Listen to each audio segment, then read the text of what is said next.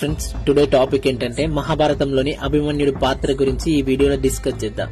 అసలు అభిమన్యుడు ఎవరు? అభిమన్యుడు యుద్ధంలో ఎవరు తరపున పోరాడాడు? అభిమన్యుడు పద్మవ్యూహంలో ఎలా ఇరుక్కున్నాడు? మహాభారతంలోని అభిమన్యుడి గురించి ఇలాంటి ఎన్నో విషయాల గురించి ఈ వీడియోలో డిస్కస్ చేద్దాం. దానికంటే ముందు మీకు ఒక చిన్న క్వశ్చన్, అదేంటంటే అభిమన్యుడి ఫాదర్ ఎవరు? దీనికి ఆన్సర్ తెలిస్తే కింద కామెంట్ చేయండి.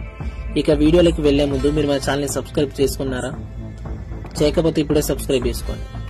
అభిమన్యుడు పాండవులలో మూడోవాడు అయిన అర్జునుని కుమారుడు.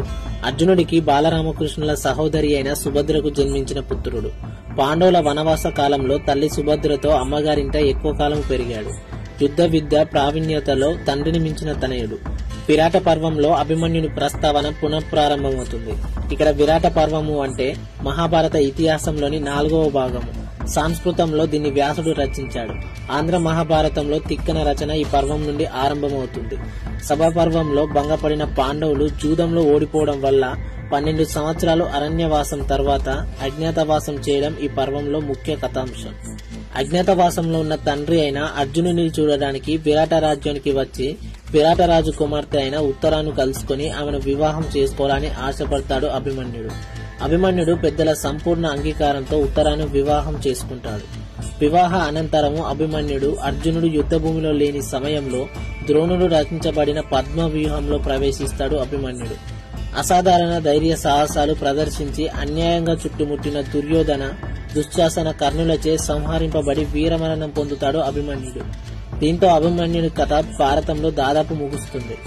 అభిమన్యుడి మరణము అర్జునుడికి తీవ్ర మనస్తాపాన్ని కలిగిస్తుంది. సుభద్ర పుత్రశోకంతో అభిమన్యుని మరణాన్ని నివారించలేదని కృష్ణుణ్ణి నిలదీస్తుంది.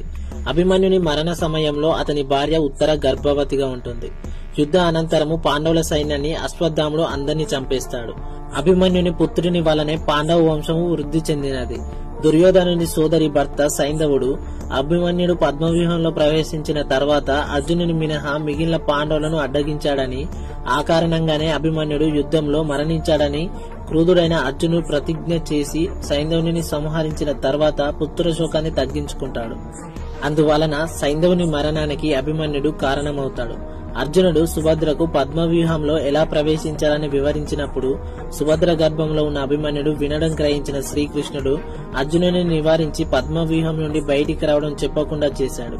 ఆ కారణంగా పద్మవ్యూహంలో ప్రవేశించిన అభిమన్యుడు పద్మవ్యూహం నుండి బయటపడలేక వీరమరణం చెందినట్లు మహాభారత కథను మనకిక్కడ వివరిస్తుంది. అభిమన్యుడు అనే పదానికి సంస్కృతంలో ఆత్మగౌరవం ఉన్నవాడు అని అర్థం. లైక్ చేయండి, షేర్ చేయండి. ఇలాంటి వీడియోస్ మిస్ కాకుండా ఉండడానికి మన ఛానల్ ని సబ్స్క్రైబ్ చేసుకోండి. Thanks for watching.